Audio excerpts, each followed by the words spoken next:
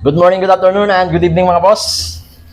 Medyo natambakan na tayo ng mga parcels. Ayun, meron ako ditong 4 na parcels, mga products na kailangan ko pang i-promote. And so for today's video ay mag-unbox muna tayo. Ito muna yung uunahin natin. Sa tingin ko ito ay flashlight. Unbox na natin to mga boss.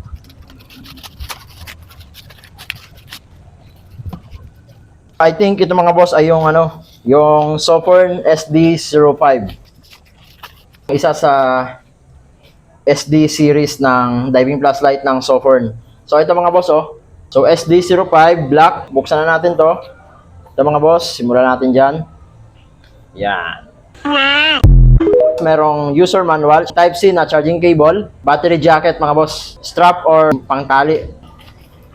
Para may tali yung flashlight natin. Battery charger mga boss. Ito na mga boss, ang ating Sofern SD05. And ito, nakalagay dito is hot. Yan, syempre, malakas to.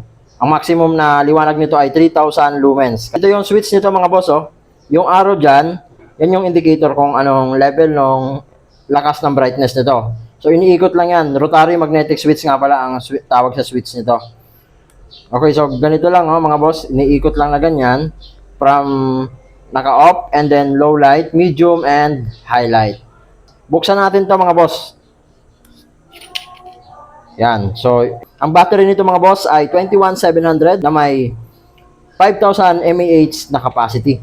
So, hindi natin masyado ma-appreciate ngayon kasi maliwanag pa. So, testing lang natin kung may ilaw.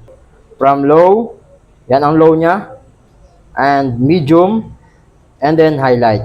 Yan mga boss malakas talaga. Ito ang Sofern SD05 diving flashlight talaga ito mga boss. Pwede nyo gamitin sa pag-spur fishing, sa pamamana sa gabi. Ito na mga boss. Maximum of 3,000 lumens ang liwanag na kayang ibugan nito mga boss at napakaganda. Best pang pamana. Ang isa pang maganda dito ay yung kanyang rotary magnetic switch. Paikot-ikutin mo lang and yun na. Makukuha mo na ang tamang liwanag na hinahanap mo. Kung gusto nyo umorder dyan lang sa basket sa ibaba nating video. That's all for now. Thank you so much for watching. Goodbye.